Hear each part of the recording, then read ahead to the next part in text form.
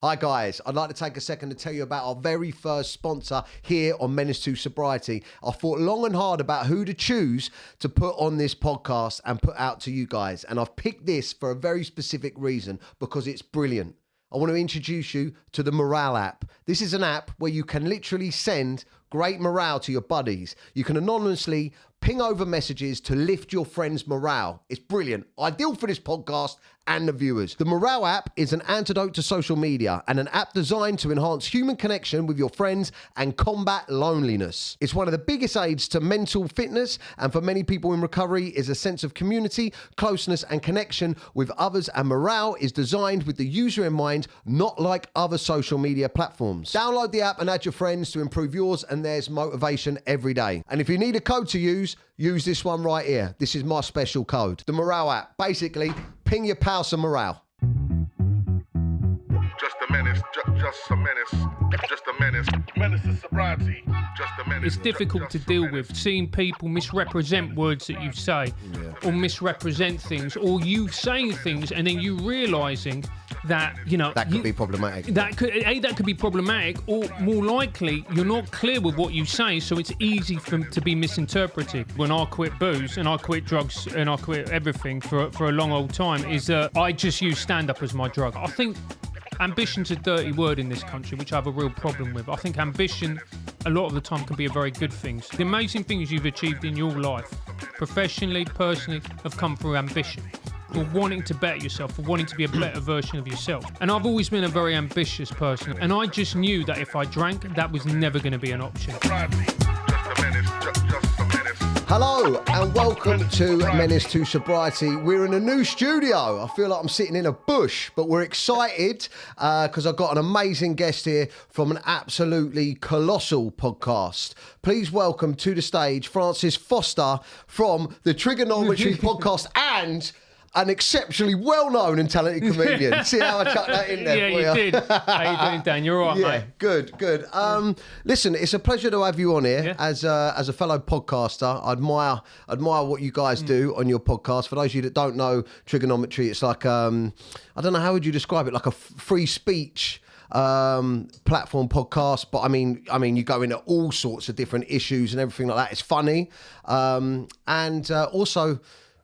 We actually know each other. We'd met years ago, hadn't we? Yeah, we met years ago, mate. Right. Yeah. It was probably about 2011. I think. I was still an estate agent. Yeah. It's a mutual friend of ours, a gentleman, lovely man by the name of Andy Zapp, introduced us. And then you were running a gig at the Jam Tree. Yeah. And you would give it, it was great. It was great. Yeah. And I won 50 quid. So Did you? Yeah. Oh, there you go. Look, I told you he was a good comedian. Yeah. So there you go. So I remember that. Yeah, that's little known information in the comedy world that I actually am a comedian myself as well. Do you know what I mean? That you were a decent bloke. I remember when that awful thing happened where you were on tour and then people because you were one of the very first people to go through the cancellation I think I was the first comedian to get cancelled, definitely. Yeah. In particular, the way it happened to you. And I remember people going, he's this, he's that, blah, blah. And I remember thinking, I've met him a couple of times. He's a really nice guy. And they're going, what people say and what the person you were, I remember going, this doesn't make sense to two. And then the more you see it happen to other people, the more you realise, that's standard. It's mad, isn't it? Because, and I know that you guys have covered this loads, but I mean, it's mad because now as a comedian, you can't, like, what I used to love about comedy was being able to create fictional scenarios in my mind in order to write a joke, Like, the Dapper Laughs character was created around the sort of premise that I was sleeping with loads of women and really good at pulling birds and shagging and stuff, and that was never the case. But I created that in order to make punchlines about lads being shit at doing stuff like that and looking silly, but that was taken as fact. The comedy was taken as fact. Do you know what I mean? My punchlines and my jokes were taken as a reflection of who I am and what my and it's the same now, isn't it? You go on stage and you write comedy, you can't really make up hypothetical situations. Do you know what I mean? Or you run the risk. Of course. We all run that gauntlet, and we all know that potentially this could be our last gig. Yeah, man. Yeah. I remember when I was working at a comedy club, and there were 3 of the very biggest comedians in the green room, and I knew them all, and we got on well. And I remember them, and bear in mind, this was 2018, so this is 5 years ago now. Yeah. And they were all terrified about the jokes that they had out there for a while. Oh, wow. And coming back to bite them in the arse. Coming back to bite them. And this was some of the biggest comedians in the UK. And I wouldn't even say they were particularly edgy. And one of them was an ethnic minority. So people will put forward that, it's just white men, blah, blah, blah. No, this guy was absolutely terrified as well. Oh, yes. And don't forget, if you want to come and see me live and meet me, I'm going on tour. The Daniel O'Reilly Out of Character full UK tour kicks off in January 2024, and tickets are on sale right now. I'm going to try and get out and meet as many of you as possible. And of course, I'm going to be bringing the laughs all over the UK. There's 23 dates right now, and I'm adding more all the time. Hit the link in the bio and get your tickets now and come have some fun. Because that's where we are now. So there's comedians out there right now that are like, hoping they blow up, but kind of like, I fucking hope I don't blow up too much, or if I do blow up, I'm fucked. Yeah, exactly. Because let's be honest, we're all human beings, Dan. We all make mistakes. We all say things that are problematic. We all say things that we haven't thought through. As comedians, we put stuff out there. When you look back on it a couple of years down the line, you think, well, that probably wasn't a good idea. Yeah, mate, I've got loads of that. Yeah.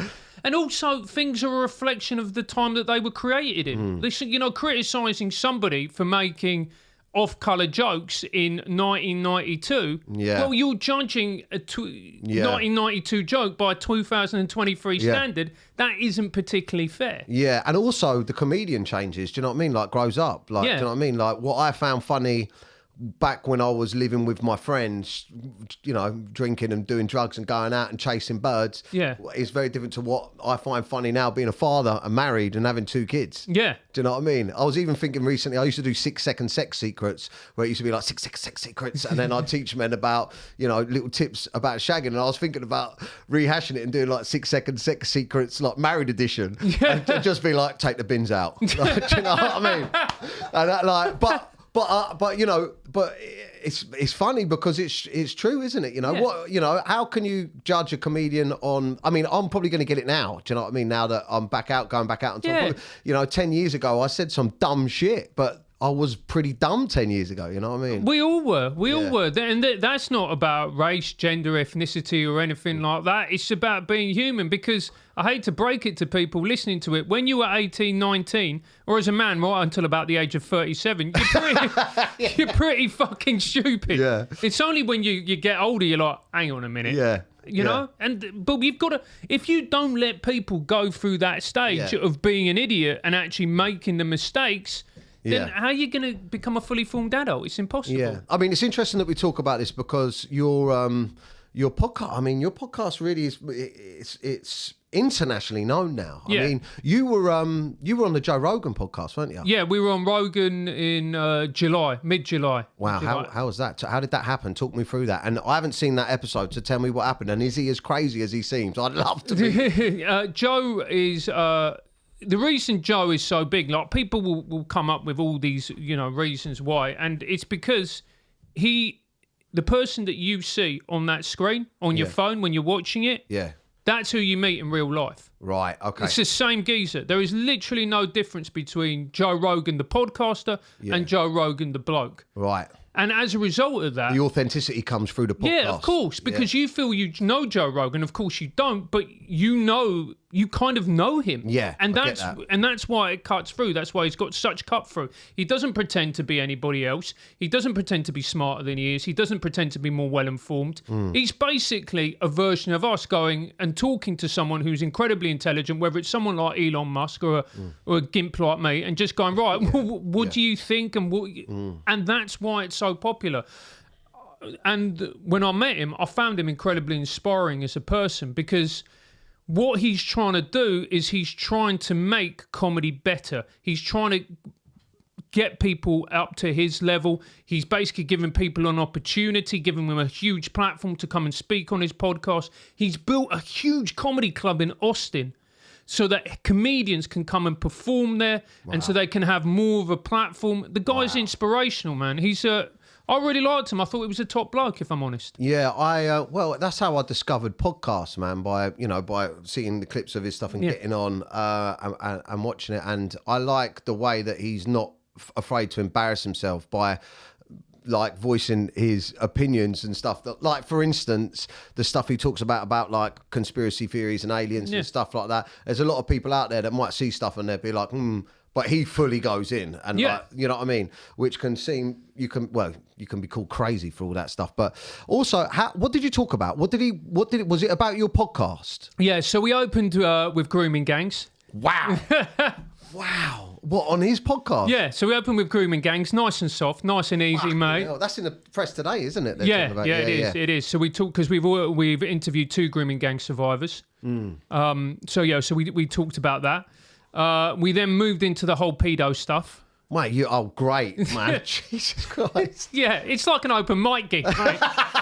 Not anymore. Circa 2011. He challenged my knowledge on the old pedo stuff. Well, I've said, sorry, mate, I've got to school you on this one.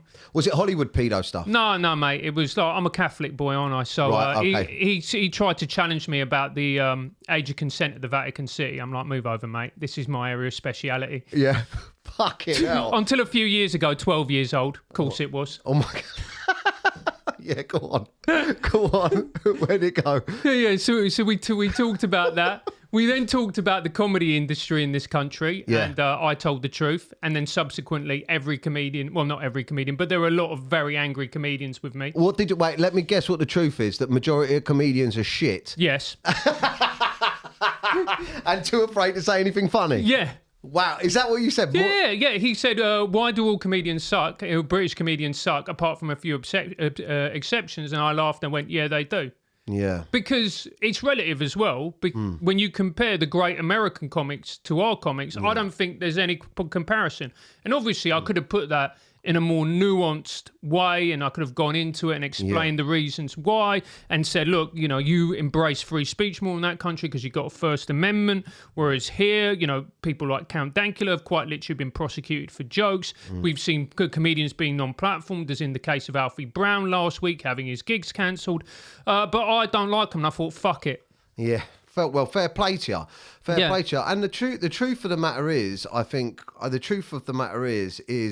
mean, for me, especially as a comedian, is I like to, I think when I go and watch stand-up comedy, I don't want to hear, I don't particularly want to listen to something that I fucking hear everyday people talking about and discussing. Yeah. I go to watch comedy to be shocked a little bit. Do you know what I mean? To be shocked, like, it's so when you go in and people are talking, I mean, it either has to be shocking for me or it has to be really relatable that someone hasn't touched on, you know what I mean, or ironic. But I find that the more people try and be politically correct and woke and stuff like that, the less funny it is. Of course it is, because for me, the funniest comedy is when you hear somebody go, I can't believe they've just said that. Yeah, exactly, yeah. I can't believe that. I remember when I was at university, and I was never really into stand-up comedy as a kid. And I was 18 years old, I was uni, and my mate James said to me, you've got to watch Chris Rock. And I was like, because he knew I love comedy, and I was like, Chris Rock, isn't he that guy who's just in all those shit movies? And he went, no, he's a stand-up. So James went, come round to my room and with my mates, and we'll hang out. Now James is black and all his mates were black, so I went in. I was the only white bloke in the room, and he put on, I think the special was called Chris Rock Bring the Pain, with the black people versus the N-word routine. Right? Yeah. I know it. Yeah. Yeah, and he was doing, and they were watching him do that, and they were dying of laughter. 4 or 5 black lads doubled up, and I'm looking around going, am I allowed to laugh? Am I not? Is this too on the knuckle? Is this having a fucking meltdown, right? But to me, that is the beauty of stand-up comedy, where you have... Where you're not sure, Where you're not sure, and it's transgressive in it, and it plays with these subjects, and the moment you feel safe, and can I laugh, can I not? And it's beautiful. I think it takes you out of the stress and the and the pressure of normal life. Yeah. You know, when a comedian's got like on the fucking lead up about to drop the punchline, you know it's going somewhere that it shouldn't, and you're like, oh fucking hell, I hope he don't. Then he does. You're like, it's like you're finally free from the pressures of the fucking norm. Yeah. I personally myself, I done a gig the other day, Comedy Unleashed. Yep. And my first sort of 20 of the new tour, I was practicing bits, and I was a little bit like, I mean, it's one of them gigs where you can kind of go as you want, and I didn't settle into it until I really stopped giving a fuck. Yeah. You know what I mean? That's where I can perform at my best, where like I'll come in, I'll do my material, but I feel like if I'm thinking too much about what I should and shouldn't be saying, the audience can feel it. And they can, and I'd feel like, how do you negotiate that? What do you do when you do your stand-up? Do you try and be well rehearsed with your setups and your punchlines, or do you kind of chuck it all in there? Because I know you've got ADHD like me. We'll get into it in a minute. But do you put it all in there and then just try and let it come out freely as it does? Well, I love writing. See, I never understood comedians who said, I hate writing. Because to me, what you're saying is that you hate being creative. Yeah. And for somebody like me, you know, who grew up where I grew up, like a low middle class, working class part of South London, the ability to have the day off and write and be creative is the greatest gift anyone could have. Yeah. You know, my dad never had that chance. My dad was a working class boy from Wigan in the north of England. For him, the opportunity to sit down and write and be creative, he never had that chance. No. So he worked so that I could have that chance. So for me to then complain about that was insane. Was insane. It was baffling. And I just love writing so much. I love playing with ideas. So when I go on stage, I love doing new material. I love writing. I love the process of crafting jokes. I love writing a wicked joke, and then the audience all laugh, and that to me is the biggest buzz. Yeah, me too. You feel like I'm meant to do it. Yeah. It's the process starts from the idea. Then are you like me that if you see a new book like a pad and it's nice, you're like, I've got to buy it. Yeah. And you end up with hundreds of books half written. Hundreds of books, fountain pens. I love writing with a fountain. I guess that, I don't know if that's an ADHD thing or a comedy thing, but. My missus is like, really? Yeah. Like, if we're shopping, really, do you need another one? I'm like, look at it though. It'll be filled full of jokes soon. She's like, I bet it won't. Do you know what I mean? Do you know Moleskin? You know Moleskin pads? Oh yeah. They're very good. But and that's what I love doing. And I've started more and more to kind of be a little bit more transgressive. You know, in my last tour, I did a joke about, you know, is that every culture has its strengths and its weaknesses, but we don't like to admit it. Like, think of Chinese culture, amazing art, history, literature, philosophy, food, shit music. Yeah, that's good. You know, it's good. But people, when you're setting it up, go on, carry on. And then I'll go like, because no one's ever walked into a Chinese restaurant and go, oh, fucking hell, Gary, this one's a banger, isn't it, man? Yeah. You know, and you see people tense, and then you say that, and they're like, ah. That's what I was saying, because on the lead up, you're like, what the fuck is he about to get cancelled? Yeah. Yeah. You know, and then because it's playful. It's playful, and that's, to me, that's what I love doing, is I like bringing people. Yeah. And then saying, it's going to be all right, actually. It's going to be all right. It's going to be all right, yeah. But then also, there's bits where you're going to fall over the other end.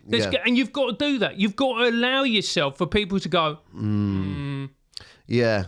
I done a similar thing. I've been trying to craft this joke where, and I can't quite get it yet, where I'm talking about, because we'll go on to the sobriety in a second. By the way, this isn't a comedian podcast. This is about sobriety. My man here is also sober. So, and I'm trying to write this joke where I'm like, on stage, I'm like 167 days sober, ladies and gentlemen, thank you. And like, because they'll clap and go, like, well done. And something along the lines of, it's amazing, isn't it? All I've got to do is tell you how long it's been since I've abused alcohol and drugs, and you give me a round of applause. Yeah. Do you know what I mean? Like, when you guys just don't do that anyway. Do you know what I mean? I can't quite get it right, but I tried it on the thing, but I said, it's been 160 days since I smashed my house up or something like that.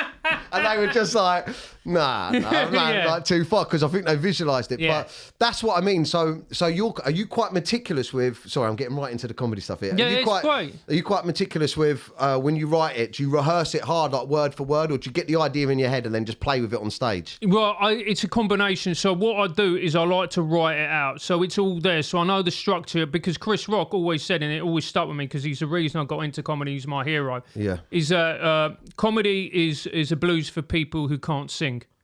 Right. Okay. So which means if you think about it, comedy, like a lot of the times you might write a brilliant joke, but it might not work. And why is it that it won't work? Is because you don't know how to perform it. You don't know the rhythm. You don't know the flow. You don't know where to pause. You don't know what, what word to hit, etc., etc. So I make sure it's written, and I make sure that I understand it, that I know what the joke is, that I can feel it. And then when I perform it, I try and let that go, and I'll see what comes out. Yeah, because you can have because also you're playing on the beats of the crowd, Yeah. the laughter of the beats of the crowd and the pauses, and whether they're responding to stuff quickly or slowly, or whether one side's, anyway, we're going to bore the audience with all this comedy stuff, with a couple of comedy geeks here. Right, so, tell me about your your mum and dad. First of all, tell me about, because where is it that you're from? Originally your family's from go on, tell me, because right, yeah, it's cool. Venezuela, yeah. So talk me through that, and also how. Start with that. Okay, so my mum's Venezuelan. Yeah. So my Venezuela is a country which is if you don't know, it's in the top of South America, next to Colombia, above Brazil. And my grandfather's family are like from Lebanon. Yeah. So in the Middle East, and then my grandmother's family, they're all like kind of mixed. Wow. Okay. Right, and that's and that kind of really informed the way I look at the world, because when you've got a country like Venezuela where everyone's mixed, you could have, for instance, a Venezuelan could look like you, and your sister could be dark-skinned with curly hair, because we're all so mixed. So it could genetically, we all come out looking different. Right. So I find the way that we look at race in this country actually quite ridiculous, because my mum is a woman of colour, right? She's a small little South American woman, right? My dad is from Wigan, okay? Yeah. Right. So we're from like basically Anglo-Irish stock. Yeah. And that means but basically I've got white skin. I've got my dad's Irish skin, and I've got a big Arab nose. So everyone and a Cockney accent. And a Cockney. And you think that gives you a different perspective on things? It gives me a different perspective, because what happens is you realise that everybody is a product of the culture and the society that they grew up in.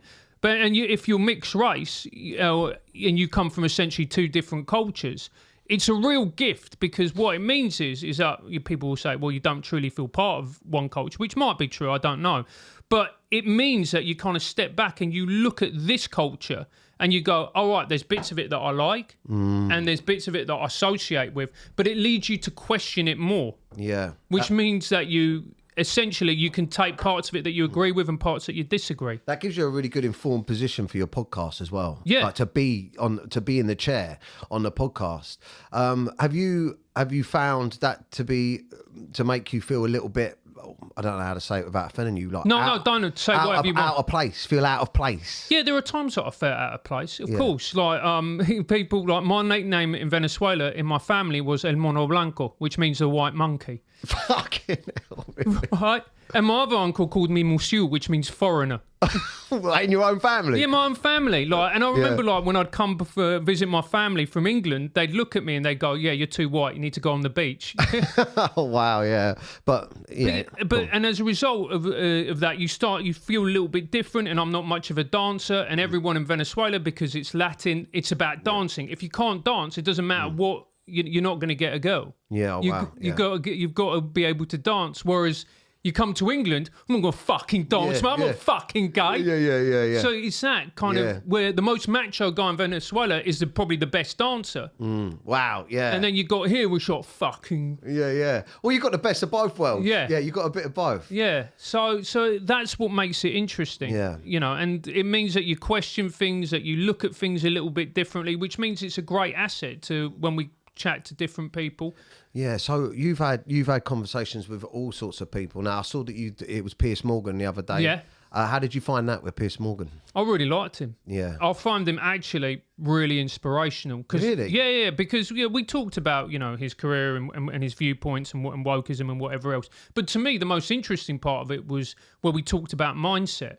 and he was talking about, Twitter storms. And he actually said, he goes, Twitter storms burn themselves out. And no one cares. He goes, in a couple of weeks, no one cares. We've all moved on. We've all moved on to the next thing that we're outraged about or they're really upset about. It might be you. It might be me. It might be someone saying something. And no one cares. No one cares. I wish I could harness that mindset, because that's powerful, isn't it, really? Yeah.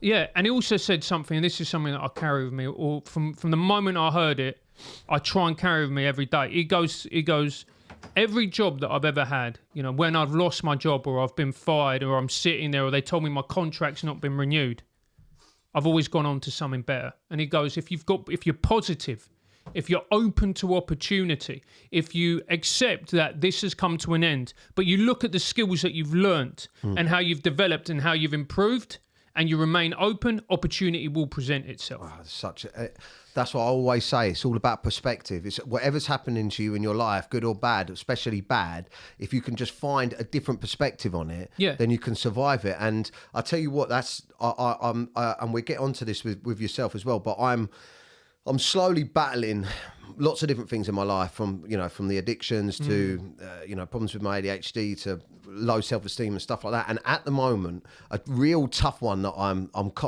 talking about even this morning and day to day is overthinking and focusing on negative things online on social media. Now, I think that I've burnt myself out a bit because I've been promoting and everything on my social media, and I'm just like, even my missus is just like, well, calm down, man. Like, when you come up with something funny, put it on, but like, you don't have to be on it doing stories every day showing them everything you're doing. And then I can see one negative comment, and that can be my day. Like, it's in my nut.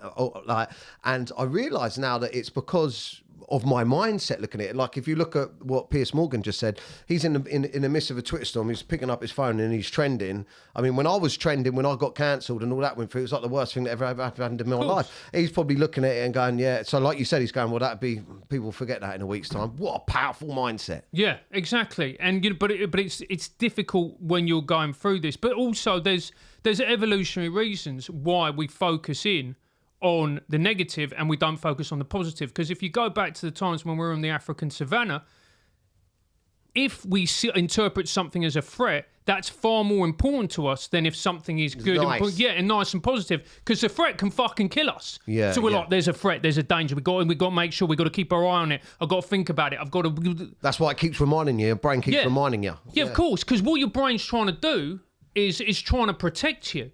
So have you ever read Steve Peters? We interviewed him on the show. Steve Peters is a clinical psychologist who wrote the book The Chimp Paradox. I started reading it, but I never finished it. But yeah, I did. Yeah, and he's based, and that's talk to me about it. That's about a voice in your mind, isn't it? Yeah. So it's a chimp, which is essentially like how can I put this? Which is the I forgot the term, which is basically the shadow side of you, which is the child in you. The child in you, which is the reactive part of you, the emotional part of you. And if the emotional part of you doesn't feel safe, then it's going to react emotionally. And what's happened to you, which Steve Peters would say, is this comment has made you feel unsafe. It's made you feel threatened. Your chimp is going, fucking hell, we've got to protect ourselves. Come on, we've got to protect. We've got to get the armour on. We've got to make sure. But it's an overreaction because it's just a comment and it actually isn't a threat to you in any shape or form. Yeah, you're right. And that's probably from the trauma of getting cancelled before, and I get it from news articles actually. When press articles come out about me, and at the moment they're he's back on tour or he's doing whatever, but there might be like a little bit in it where it's like, oh yeah, the shamed comedian did it, and I was like, oh no, they're fucking go, I get that. So do you through speaking to people like, what was that geezer's name that wrote the Chimp Paradox? Dr. Steve Peters. Through speaking to people like that, do you take a lot of that stuff on? Yeah. And who else has been inspirational to you like that? Or do you think the most inspirational? Or one that's changed? I love mindset stuff. One that's changed your mindset the most? One of the most inspirational lines that I've ever heard is from a conservative journalist actually called Ed West, and he was talking about free speech. And he goes, free speech is so important because if we're not going to talk about a problem honestly and discuss every possible aspect of the problem, then we're not going to solve it because we're only going to solve 80% of the problem. You're not going to solve the actual 20% that we find a bit uncomfortable to talk about, whatever it is. So for me, it's actually when I talk to these people, and I love the mindset stuff, and I love I love talking to psychologists. I find that, how can I put this? It's the little gems that you get. But the most important thing to me isn't the conversations, is I've got an amazing therapist and I go and see her. I go and see her 12 o'clock every Monday, rain or shine, whatever's happened, unless I'm abroad and I'm doing stuff. But 12 o'clock, rain or shine, every Monday, I go and see Melissa. Yeah. And we talk about what's going on, about my career, because like you, I'm in the public eye. It's getting bigger and bigger, and it's difficult to deal with. It's difficult to deal with seeing people misrepresent words that you say, or misrepresent things, or you saying things and then you realising that. You know, that could be problematic. That could be problematic, or more likely, you're not clear with what you say, so it's easy to be misinterpreted. Yeah, and taken out of context. Yeah, and taken out of context, and all of these things. And she's great because it means that I work on mindset with her, and I work because, like you, I've got ADHD. I really struggle with mental spirals, anxiety. Obsessive thoughts. Yeah, mate. Sometimes if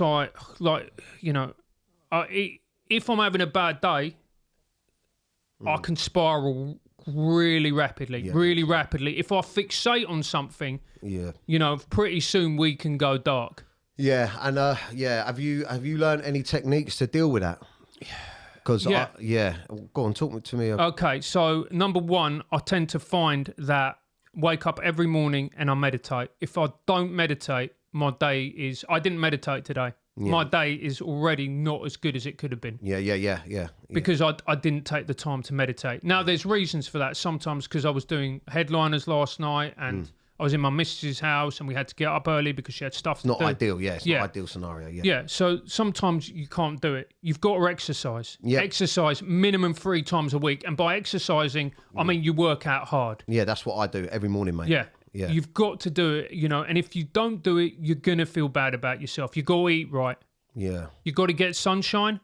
And if you find yourself going into a spiral, particularly with your phone, put the phone down, switch it off, go for a walk. Oh man, the phone is the big one, isn't it? The phone is the big one. I'm just seconding what you're saying here. For me, I can lose fucking 10 minutes thinking about something that's not even going to fucking happen, that might happen, or getting stressed out about a certain thing. And now I'm like, we'll get onto it in a second, but especially when I start thinking about, when the weekend comes, I start thinking about drinking or going out on the sesh and stuff like that. Normally it's after something as fucking wound me up or ironically, if I'm celebrating something or whatever, I try and do this with things that worry me as well, is I stop looking at that voice inside me as like my voice and see it as a voice. Like you're saying, like the chimp, like I look at it like that. And if I'm having a stressful morning, like this morning I woke up, I went to boxing, I left my phone at boxing, I got back to my house, I had to go to the dentist. And when I got back to my house, I had to make the choice. Do I go back to the gym to get my phone,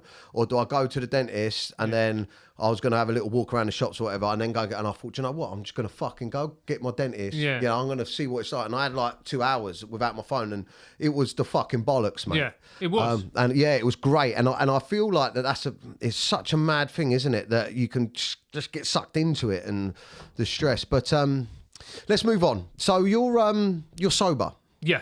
Yeah. How long? So the caveat, I still do occasional edible, but I don't booze because I found weed I can do and I can handle. Yeah. Booze I can't. Yeah. Okay. Yeah. Okay. That's okay. Yeah. Well, talk to me about the booze then. Talk to me about what sort of drinker were you? I was the type of drinker that I didn't need a pint, but if I had a pint, I'd be like, right, let's fucking do this. Yeah, that's me, mate. Yeah, yeah. That's do you know me what I mean? As well, that's me. Yeah. And I'd be like funny, and I'd be, you know what I mean, and I'd make people laugh, and I'd, do all, and I'd be the life and soul. Yeah.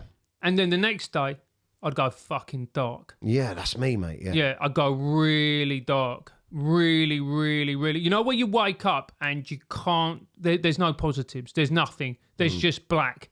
You know, it's like a character do you remember the character on the Fast Show, which just used to repeat the word black and black like the night, and then but anyway, it was like that. I couldn't see anything. I couldn't see any light. I couldn't see any positivity, and I just realised that if I wanted to make something of myself, if I wanted to do something, if I wanted to achieve what I wanted to achieve, I couldn't have booze in my life, because you can't be productive and successful and do that. Well, maybe you can if you're more talented than me and you're smarter, and maybe some people can, but I just couldn't. Yeah, it's funny that you say that about the darkness the next day. Did you find that affected the relationships with people you were with the next day? Oh, of course. Of course. I'd wake up and be a fucking prick. That's me, man. That was the big one. And I think that's the ADHD. Do you know that? Really? I think, yeah, 100%. I've been doing a lot of research into this and thinking about it. And I think if your ADHD is anything like mine, the drink obviously suppresses it, or like it's like self-medication, isn't it? Yeah. And when you start sobering up, it fucking comes back hard. Yeah. But so where normal people would experience a level of anxiety and a hangover, say for instance like 2 or 3 out of 10, we'd be like a 10. So we'd be waking up, and where our obsessive overthinking and ADHD mind is focusing on everything bad. I used to be like, I don't know, I used to be like a different person on a hangover. Like I'd wake up, I'd be pissed off, I'd be looking for an argument, and then I used to have these weird episodes where literally at some point in the day something would click and I'd go, oh mate, why am I being such a fucking dick, man? It was weird. Did you I found as well that, and I don't know if you were like this as well, and it's such a dangerous thing, but I think majority of lads that I know, 100%, more or less all the lads I know are like this, that they didn't drink unless they were like, I didn't see the point of having 1 or 2. I just want to get fucked up. Yeah, that's what I had. That's what I had, mate. It's just when I went to drink, I think it's because fundamentally I'm a very quiet, shy person. And it's like you get a little bit of go juice, and you're like, let's go. Yeah, and that was it. And I used drink because I was quite shy and I was quite an introvert, and I was quite a sensitive kid growing up. And I used it as a way to kind of mask my insecurities, mask what I perceived to be my flaws, and enable me to talk to people, and let's be honest, talk to women. Yeah. Especially women that you fancied. I mean, we forget, like 18, 19 years old. Yeah, we wanted to talk to women, mate. Yeah. And you couldn't, because it seemed like you got some kind of weird version of Tourette's and Parkinson's every time. Yeah, so you felt like you had to have a few beers in order to be able to do it. But I could never work out if the more I drank, the better looking the women are that I was speaking to, or just the better looking the women turned. You know what I mean? I didn't know. Yeah. But so how did that? So this is what I find really interesting, talking to different people about going sober. Because did you make a conscious decision then, like, I'm not going to drink? Yeah. So how did you find how like, because your journey is very similar to mine in the way that I wasn't alcohol dependent, but weekends for me were a fucking sesh. Do you know what I mean? And I used to do other stuff as well. That the drink would lead to the drugs. Yeah. Right? But you know, and then I'd be... Interesting question. What are you like? Because I imagine you've done a fair bit of this, or a wee bit. What are you like on cocaine? Well, a fair bit would be an understatement. I used to love a sesh, but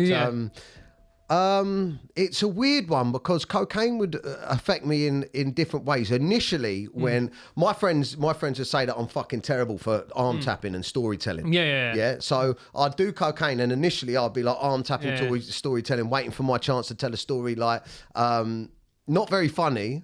More like talking fucking conspiracy theories and deep shit. You know, for me, doing cocaine took the edge off having to perform, and more like getting deep into shit with people. But after a while, and I mean not after years of using, I mean after a while in an evening, it would shut me up. And I think like after my 3rd or 4th line or something, I'd be like wanting to go home and use on my own. Really? Yeah, I'd want to get out, or I'd be paranoid, and quiet. And I used to call it, and I still used to do it, it was like sniffing anxiety for me towards it. Really? Yeah, I'd do it.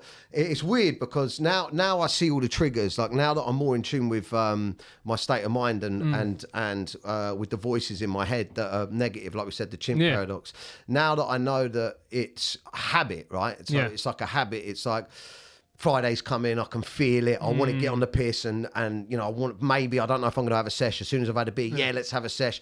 Like, it's like that whole lead up to it was the sexy thing. Doing it was the shit thing. You know what I mean? Sniffing the line and getting high was, that's like, you know, trouble. Do you know what I mean? Like, how long is this going to last for? How long am I going to be feeling like this? And what's tomorrow going to be like? I think because of my mental ADHD, cocaine used to fucking chill me out, mate. Yeah. It did. Yeah, initially I'd be like that, but then the prolonged use of it used to like fucking.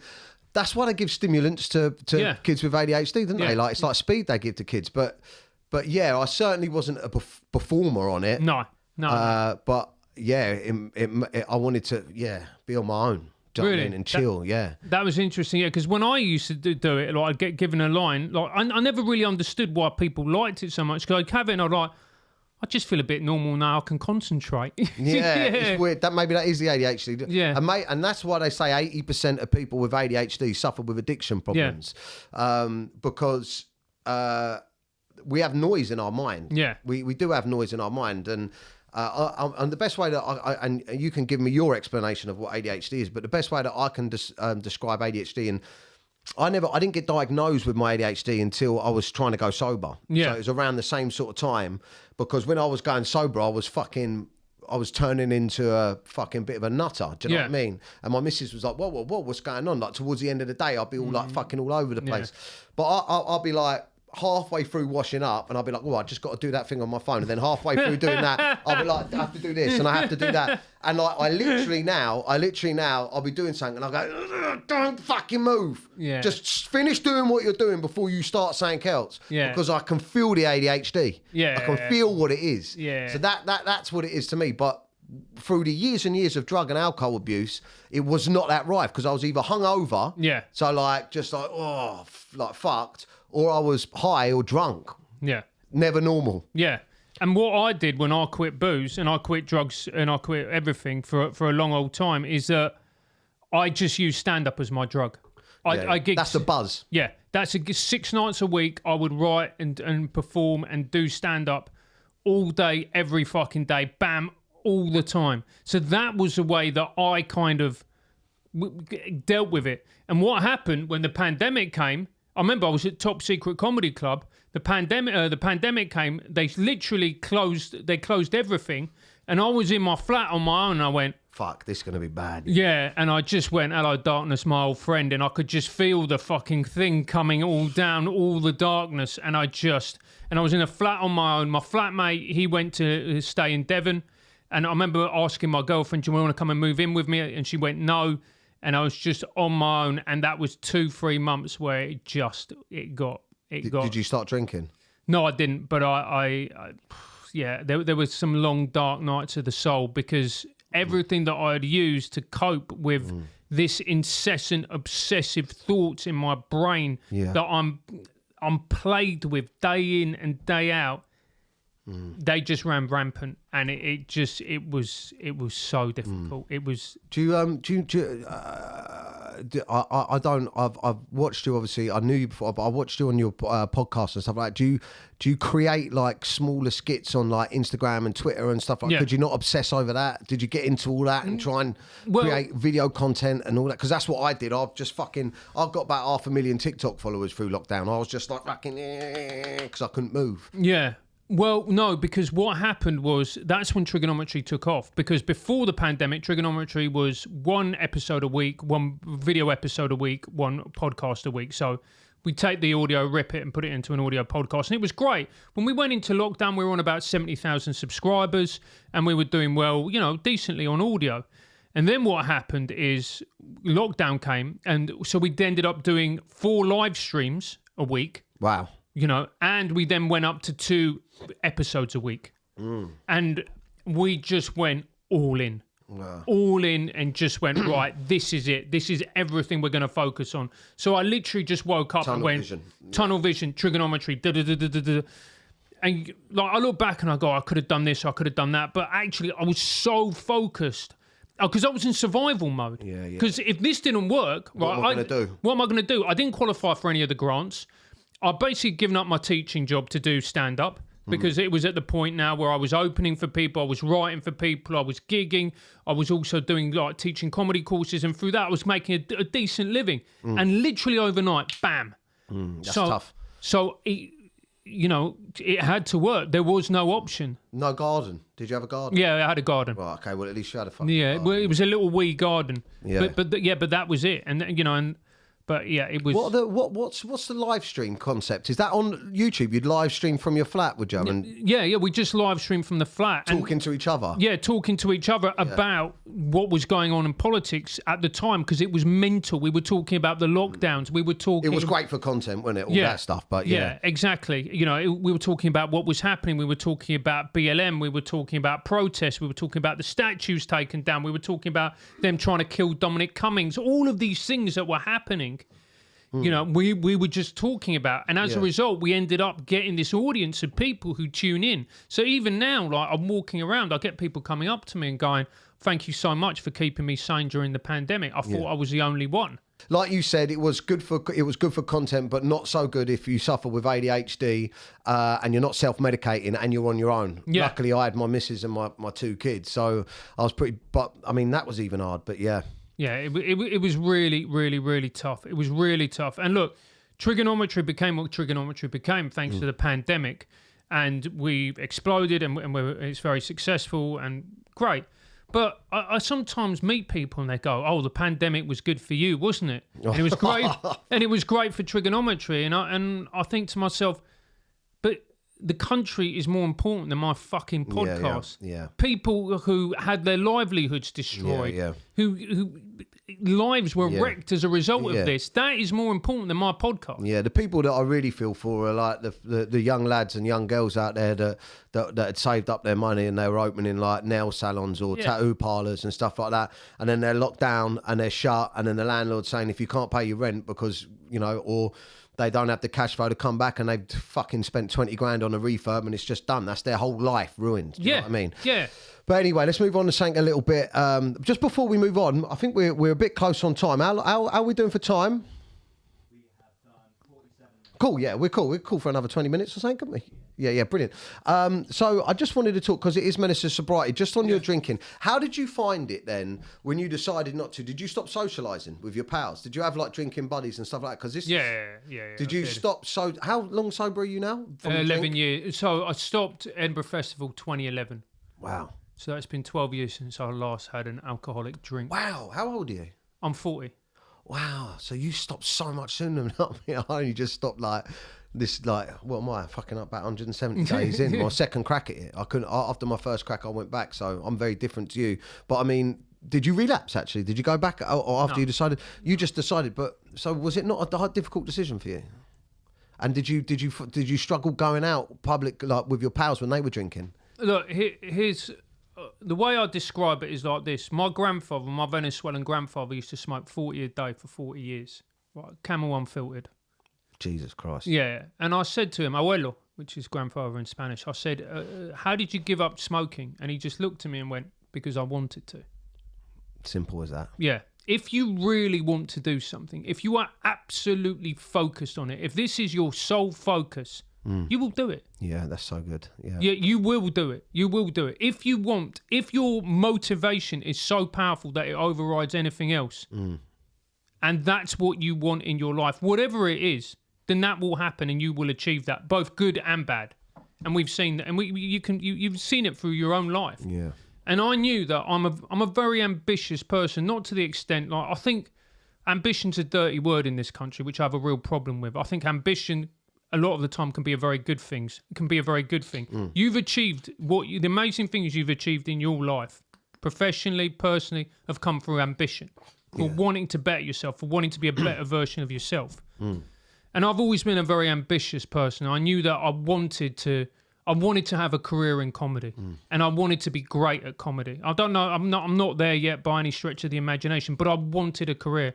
And I just knew that if I drank, that was never going to be an option, because I don't come from money. I was a teacher at the time, so I had to teach kids, and I was, at the time, I think I was teaching in a rough secondary school, so I had to teach. And then when I segued into being a primary school teacher, you know, it's an important job. You can't fuck about with that. No, you're right. You can't fuck about. You know, these are people's kids. And I wanted to teach poor kids, and I wanted to teach working class kids. So these are kids, the vast majority of whom, education, that's their only way out. That is the only way out. That's the only way for them to improve. So if you go in there and take the piss, then, you know, you're doing harm. You're doing actual harm. So I knew that. But I knew that teaching was only going to be part of my life, and I wanted it to be comedy. And I just knew that I also had a relationship at the time, and I just knew that something had to give, and that if alcohol was involved, this wasn't going to work. Yeah, I can fucking hell. That's powerful, but it's, you know, and again, mindset. Yeah, it's mindset. It's 100%. It's a strong mindset, and I can completely relate to what you're saying. For me, I didn't want to give up drinking. I didn't want to. It was as simple as that. Like I thought that I thought that my reward for getting through life was getting fucked up at the weekend. That was my attitude. It wasn't until I was given not like a verbal ultimatum by my wife, but where I pushed it to the fucking limit, where I knew after fucking 10 years of taking her through this cycle, I knew that if I carried on down this route, she's going to leave me and I'll have to see my kids on the weekend. But not just that, a very similar thing that you're saying, like I always believed that I had a talent when it comes to writing and performing and filming and stuff like that, and that, you know, things could go well, and the only thing that will fuck it up is drink and drugs. Yeah. That's I knew it. Yeah. And when that clicked, I was like, right, okay, so is it really a difficult choice to make? Your family, your career, and what you want out of life, or drink and drugs? And I think that's the problem with a lot of people that are watching this, that are trying to go sober, is that they haven't how do you know what I mean? They haven't put their mindset in the right. They're still looking at it as missing out on something rather than being free of it. And it's also, I think, as well, and I think a lot of people, and I think a lot of blokes struggle with this, and I think a lot of blokes from our backgrounds and whatever else, because of, you know, there's a class system in this country, and they think that they can't achieve because of the background that they came from, or people say to them, or you want to be an actor, or you want to be a writer, or you want to be this. Oh, you're never going to do that, mate. You make a good living. You make a good living. You're a scaffolder. You do well. Well, why do you want to jeopardise it for that? And then they feel that they can't achieve what they want to achieve. Now, look, there's nothing wrong with being a scaffolder. There's nothing wrong with being self-employed. If that's what you want to do, great, fantastic, and all power to you. But I think a lot of people, they don't see a way out. They don't see a way out. And like when I was a teacher, again, teaching is a great and noble profession, but that's not what I dreamed of doing. That's not what I dreamed of being. And I think it's because people are scared to go after their dreams because they're worried of what happens when they fail. Yeah, 100%. 100%. And I definitely think that lads, especially, I've learnt this, I learnt this from myself. Lads are terrified that if you take away the drink and the sesh, what have I got? Yeah. What have I got? Because the mad thing it's a genuine, and I got accused of, in the press and that, I got accused of glorifying, you know, drug culture and alcohol culture. And I said on one of my other podcasts, well, it is fucking glorious. Otherwise, why would people get hooked? Of course. You know that Frank Skinner joke, don't you? Where he goes, it's not really a joke. It's kind of a witty comment where he goes, ever since I stopped boozing, he goes, I've taken up French, I've become a stand-up comedian, I've had my own TV show, I've learnt French, I've got married, I've had a kid, which just goes to show that you can give up alcohol, but you can never truly replace it. Yeah, fucking hell. Because, do you know what I mean? The greatest feeling in the world is being with the boys and you're 2 pints in. Yeah, you're right.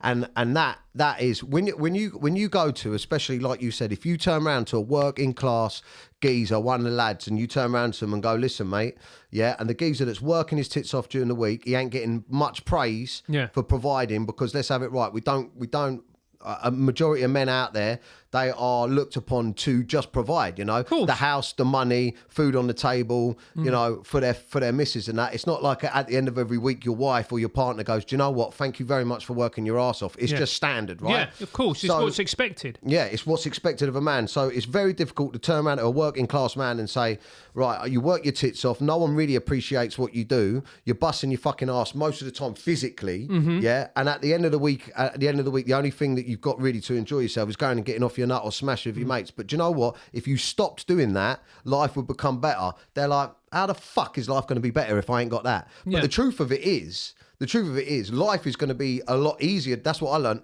Once you get past the stage of, because you never operate in a normal level. You're either hungover or you're drunk if you're fucking your weekends up.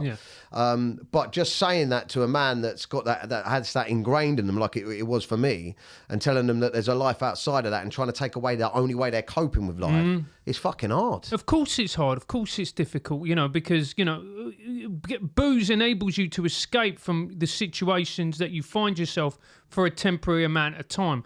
And look, there's nothing wrong with that. I always just saw booze, and maybe this is a conspiracy theorist in me, as government control juice. Right. You know, and because I just thought, To right, keep you from achieving too much. yeah, and also to stop you thinking, because when you start boozing, we interviewed a guy called Dr. David Nutt, and Dr. David Nutt is a neuropharmacologist. So he is an expert in drugs. He was a drug advisor to the Gordon Brown government, the government advisor for drugs to the Gordon Brown government. David Nutt was fired for pointing out a statistical fact, which is horse riding is more dangerous than taking ecstasy. Wow. That is indisputable. That's a statistical fact. You can't. But he said it, and he got fired as a result, because then it became a tabloid thing, and he got fired and whatever else. And I remember asking him the question, because I'm a massive fan of the stand-up comedian Bill Hicks, and I said to him, David, Bill Hicks had a routine where he said all the drugs that Bill Hicks had a routine that all the drugs that choose you to question, to look at the world, to see it differently, to think about yourself differently, to question the powers that be, are all illegal. And all the drugs that are terrible for you and don't do any of that are legal. I go, is that true? And he goes, yes, it is. And Bill Hicks is a genius, and he nailed it. Wow. Man, I've never thought of it from that perspective. So you smoke weed, it does kind of open your mind. It makes you creative 100%. Yeah. You know, I've done weed in the past. It's just, it's never really been my thing. Yeah. But it definitely makes you creative, gives you funny bones 100%. Yeah. You take mushrooms, which I've never done yet, but I've heard. Yeah. I've heard that it does. Yeah. I have done DMT. I don't know if I should say that. With DMT. Yeah. Tell me about your DMT. This is interesting. Oh, fuck. Have we got time? Oh, man, I've never spoken about this, but fuck it, let's do it, man. What am I worried about? I've fucking spoken about sniffing coke off hookers' arsehole, so... This is a controversial stuff. Go for it. Yeah, no, the DMT, so I'm not going to say where and when, because the geezer's well known, but I was away, and he was telling me about it, and he was saying, you know, this is what it does, it's nothing like ever, and you'll be completely different afterwards. Yeah. And I was like, right, let's fucking try it. So... It was mad because it completely changed my mindset of everything afterwards. The first time I done it in 2 goes, I smoked, so I don't want to do that because it looks like crack. Yeah. But you're cheating yourself now. I'm talking about this, isn't I? But first of all, I had this mad like geometry like shapes, yeah. And they say that this is a well-known thing, isn't it? You're welcome to chip in if you want, or you don't want to. So. Loads of patterns and stuff like that, and things started getting crazy where I was like, it felt like I was moving through things and stuff like that. And then I came out of it, and I told the person that I was with what had happened. He said, yeah, you haven't gone into a trip yet. You're just sort of seeing the basic stuff. And then the second time I'd done it, it was mental. I came straight up out of my body, and like I was going through different dimensions, like coming up where I could see my body. I came out of the planet, and as I come up out of the planet, there was like planes like that, where there was fucking millions of people on the planes, and it was like it was different levels of like, I don't know if they were dimensions or afterlife or whatever. That's in so many spiritual that is in so many spiritual traditions. Is it really? Planes of reality. That's like in like Hinduism and Buddhism and wow. Yeah, that could well be a real thing, man. I think you kind of died for a second. Really? Possibly. I mean, who knows? But the crazy thing about doing it was I was fed loads of information at the same time about myself, about my ego, right? Yeah. So I knew, like a big thing for me was, and maybe this is because I'd been through all this stuff as Dapper Laughs, of where they'd said that I was misogynistic and sexualizing women, and a lot of my jokes were about shagging and pulling birds and stuff like that. I saw how much time I'd wasted looking at women. Like looking at women, like being attracted to women, right? So it was weird how it come to me, but it was kind of like put women. It desexualized women. Maybe I don't know, through my comedy that maybe it was more through what I'd read about myself being misogynistic. I'd built that up in my mind. Maybe I don't know, but my views on that, all the crazy stuff that had happened in my life, it gave me loads of weird perspectives on it. That my drink and drug use, that I had this weird thing, like when I saw everything, what I was using to cope, when I came out of it, was the beginning of my sobriety. When I came out of it, it was like I really want to go sober. Like, I really wanted to go sober. One, because cocaine just seemed like fucking bullshit after that. Yeah, of course. Like, it's a worse drug, yeah. Yeah, it just seemed like bullshit. And secondly, I felt like I'd been given loads of knowledge, right? Yeah. Like, I don't know what the knowledge was, but I felt like it had been fed into me, and I didn't want to drink because I'm like, I want to fucking explore this shit. Yeah. I want to use. So that's where my battle started with drinking drugs. That's when I started battling it, like trying to resist it, and it took well a year or whatever to crack it. But it was and the person that was with me done it as well, and they were sick, violently sick, and they say that's like a purge, isn't it? Absolutely. Well, that's the thing that happens when you take ayahuasca. There's a purging element as well, and yeah. But so thanks for asking. Yeah, man, it's great. You never done it? No, I didn't do DMT. I did a mushroom ceremony on. So I've been doing CBT for. What is that? I forgot behavioural. Cognitive behavior. That's it. Cognitive behavioural therapy. So it's therapy that you do in order to change your behaviour. Right. It's the only one offered on the NHS because it's really the only one that's proven to work. So it's therapy using techniques in order for you to change the way you look at the world, change the way you interact, changing mindset. And that was weird. Yeah. And how you respond. Yeah, and how you respond. Because what happens to you, but how you choose to respond to it is ultimately... your behaviour. Yeah, it's your behaviour, but ultimately dictates whether you will get the desired outcomes, the outcomes that you want from a particular situation. So, for instance, when I see something shit, how I respond to it. Yeah, how you respond to it. Now, let's say someone writes something awful about you on the internet, which is going to happen, it's going to happen to me. But it's your response which dictates what happens to the rest of your day. Yeah, I get that. Right. So, yeah. So you try and so the therapy is on your behaviour around that. Okay. Yeah, it's around that. It's accepting that whatever happens in life will happen. Awful things will happen in life. Great things will happen. But it's your response to that, and you see that with people who have amazing things happen to them, and they turn into fucking cunts because they're like, I'm incredible now. Yeah. Wow. Or you get people who go, oh, I don't deserve this. I'm going to go and self-destruct, which again is the other side of it. Or people who go, oh, this is beautiful. I'm going to accept this and I'm going to enjoy this moment. Wow. So you've got those two, the different way of looking at it. So I've been doing CBT for a year. And I did a mushroom ceremony. So before I did my mushroom ceremony, I did an hour and a half CBT where I told my therapist this is what I'm going to do. So we kind of like prepared for it and just... Did they approve, the therapist? Well, she was just saying, look, this, it's proven to work for some people. There's a lot of work going into this. This is your choice, okay, and this, you just be aware that, what can happen? Yeah. What can happen? So I did a mushroom ceremony. I got a shaman round to my house. Mate, this is fucking far out, man. Yeah, I got a shaman round. Yeah, lovely bloke, right? Called Louis, right? Louis the shaman. He came round. It's just a drug dealer, though, isn't it? Yeah. No, I'm joking. Yeah. And so he gave me some mushrooms, right? Yeah. And a load of mushrooms. And I was a bit gutted because, I wanted the cool stuff, the ayahuasca, the DMT. And he went, no, have some mushrooms. I took some mushrooms. And I'm actually quite sensitive to drugs. I don't need a lot to get me fucked. And I was like, it's not working. So he went, all right, well, let's do some more. And so I took some more in, mate, and I just went deep. I just did what he was calling, it was just shadow work, where you actually look at the shadow. So the part of you that is the emotional, the traumatized child, you see like where the hurt that has been happening to you. I just saw that I was plugged into the internet day in, day out, and it was destroying me. It was destroying me. It was destroying my capacity to love, my capacity to be open, my capacity to be a good human being, and you just go like, oh, because I'm always performing. And it just showed me that really drains you. And it also said to me that, because I saw cancer. I literally saw cancer. And it said, if you do not look after yourself, if you don't start to actually eat right, live right, sleep right, you are going to get really, really, really ill. And I remember, so as I came out of this, and the guy said to me, he was just like, how do you feel with it? And I said, if I knew it was going to be this difficult, I wouldn't have done it. And the second part of the ceremony, he gave me this tobacco, which the native people use in South America. And so it was kind of like snuff. He goes, right, put one up there, went...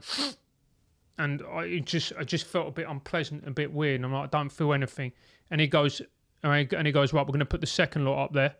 close the nostril, sniff, and at that point, everything went black, and I just saw these orange squiggles in front of me, and everything. And then I just felt myself like my arms going back like in a crucifix, and I felt myself slowly sinking down like that. Fucking hell. Yeah, and until I was underneath the table, and I had literally no control over my body, and I was just lying flat. And I felt myself die. I experienced death. What the fuck, mate? That's deep, man. You know, not just like when you just think what death is, but actual literal death. And I remember halfway through, I was like, I can't take this. I've got to put my head up. And I put my head up, but I couldn't keep it up. And then my head just went back on the floor and went bang. And what it taught me is the most profound thing that I've ever learned, which is that death is a fundamental part of life, which we are all going to go through. And it isn't something to be feared. It's as one, we interviewed a former pediatric palliative care doctor. So this guy cared for dying kids. And he said that death is the last great adventure. And he's right, it is. And it is the most beautiful, profound, spiritual experience that we will all go through. And that it is not to be feared. We shouldn't run from it because it is a part of life. And I remember coming out of it, and because my depressive side of me has always been like, I want to die, I want to fucking kill you, when I go really, really dark. And I haven't had that again because it was like I got shown, you want to die, motherfucker? Do you want to see what death is? Well, I'm going to show you what death is. And this is it. Oh man, that's just fucking crazy. It's like why don't they give mushrooms to people that are depressed? Why don't? Do you know what I feel like it's like? It's like everything that's bothering you is hidden in your brain, and this shit just shows you this is what's upsetting you, man. This is it. Yeah. So have a look at it. Fucking deal with it. This is what it is. And I can feel what you're saying about being plugged into the internet. I can literally feel like, I don't know how to describe it, but when I manage to get off my... And it's not even that. It's like if I post a video, I'm still thinking about it fucking 2 hours later, right? But if I manage to go, right, today I'm not using it, it's like all the colour comes back in and I'm there with my kids and stuff like that. But it's like, how do you see that? You were shown that. Yeah. Do you know what I mean? So it's like they should give mushrooms to people on the fucking NHS that are suffering with depression, shouldn't they? Surely. In every other culture. Also, in every other culture throughout history, there's been uses of psychedelics, and we've lost connection with it now. Wow. Yeah. And actually, this David Nutt is leading. I think it's at Imperial College London. He is leading a study. He's an old geezer now. He's one of the sweetest, most wonderful men I've ever met. He's actually leading a trial using psilocybin, which is the psychedelic in mushrooms, in magic mushrooms, as a treatment for things like addiction, depression, anxiety. And it's looking like it's actually far more powerful and an effective way of treating that. Because the interesting thing, and the last thing I'll say about the trip, one of the things that came out that was most profound for me was, you know, in life, we have two choices. You can either be a conduit for dark energy, and you know those people. The moment they come in, you go, fucking hell. Yeah. You feel it. Or you can be light.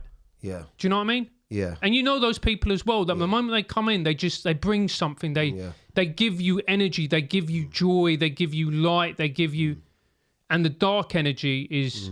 And we've both got that within us. So it's up to you what you want to choose, what you want to put out into the world. And there's people who's like, oh, this is a bit fucking Star Wars. And do you know what? I would have fucking said that before I did this. But now, no, man, this is it. Yeah, I can feel it, man. Like more positive stuff's happened to me in the last 6 months than has happened in 10 years, and me trying to resurrect my career through me just doing positive things. It's definitely... Yeah, of course. Yeah, it's definitely true, man. That's deep, man. Fucking hell. What, we got to finish up, but what... I love the stuff you said on mindset. Have you ever met Jordan Peterson? Yeah, I have. Well, yeah, we've done 2 remote interviews with him, and then I met him in person very briefly. What just because I'd love to meet him. What did you take from that? Wow. I think he's a positive role model for men. He is.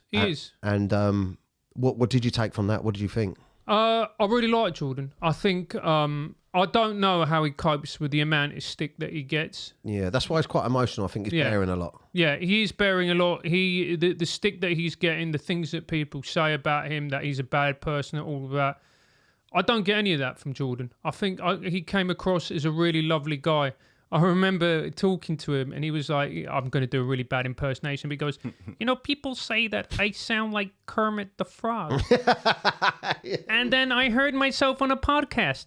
And I do. That's brilliant.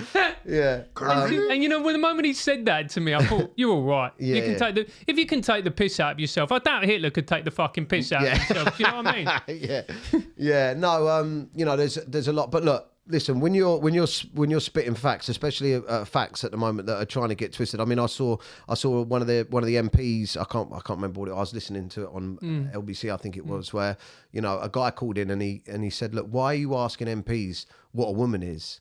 Why are you asking MPs, what would you, what is a woman, and what do you think of transgender thing? Because I'll tell you the truth, 99% of the general public, especially the working class public, could not give a fuck what people think a woman is. What we care about is how much our mortgages are going up because of the fucking interest rates and not being able to heat or eat, or the cost of living crisis and shit like that. And the reason why politicians are getting asked this stuff, okay, there is a lot going on with, safe spaces for women, and that concerns me, having 2 daughters and stuff like that. But the truth of the matter is it's just a trap, isn't it? To entangle people that have got logical fucking ideology or whatever, right? And I feel like that's the road that they're really trying to fucking crucify him on that stuff, isn't it? So it's sad when really all he's trying to do is empower, like the most positive stuff. Like I had a quote from him, and maybe it's a good thing to finish on, and I can get something from you on it, on what you would say to anyone out there, because I know that from the comments of this podcast, we get a lot of people that are watching it that are trying to better themselves.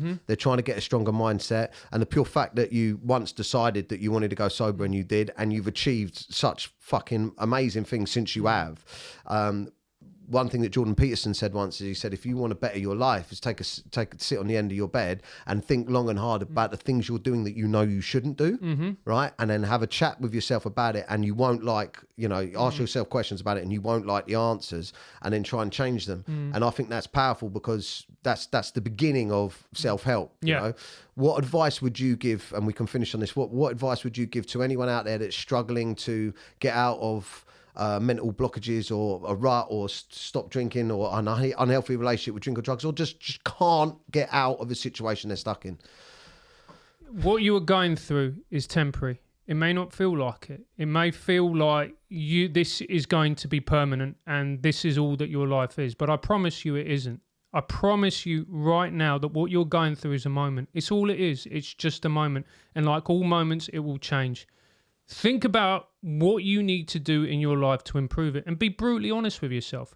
If you're overweight, go to the gym. If you're not eating right, change that. But I promise you, if that every single day you get up in the morning, you think to yourself, you know what, I'm going to do my very best to do the best that I can today. And some days it will be less, and some days it will be more. And you're not going to be perfect, and we're all human, and we're all flawed, and we're all fragile, and we mess things up. But I promise you, if that every single day you think to yourself, how can I be better than yesterday? How can I improve? Look at yourself and look at the things that didn't go well for you, and stop making excuses and go, right, why didn't that go well for me? How can I learn? I promise that if you do that every single day you will get better. And that is incremental. And eventually, a year, 2 years, 3 years down the line, you're going to look back at it, at the situation that you were in. Your situation will be completely different in ways that you haven't possibly dreamed of, and you won't be able to recognize yourself. That's powerful, man. Thank you so much. No, brother, it's been a pleasure. Thank you so much, man. And listen, great. Where can they find you on Instagram? They can find me on Instagram at Francis J. Foster, Twitter at Francis J. Foster. If you want to watch Triggernometry, it's Triggernometry across Trigger Pod, or just type in the word Trigger, Nometry on YouTube. You can follow us there on the podcast. Yeah. And it's been a pleasure, brother. I loved it. It's been brilliant. Thank you so much for coming. And Triggernometry, go and check it out. That's the fucking big one. Go and check it out. Thank you so much. Mate, it's a pleasure, Dan. Cheers. Woo, what a chat. If you're going through a tough time at the moment, please don't suffer in silence. Feel free to pick up the phone and contact any of these helplines. I personally, myself, at one of my darkest points, contacted the Samaritans, and it completely changed my outlook and got me out of a really deep, dark place. A problem shared really is a problem halved. So if you don't feel confident talking to those around you, check out any of these organisations and give them a call. This is my Facebook group. Just simply search on Facebook, Men and Their Emotions. It's for men only.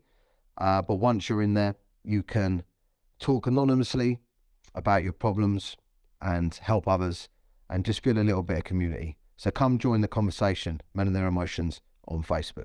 Thanks for watching. Menace is sobriety. Just a menace. Just a menace.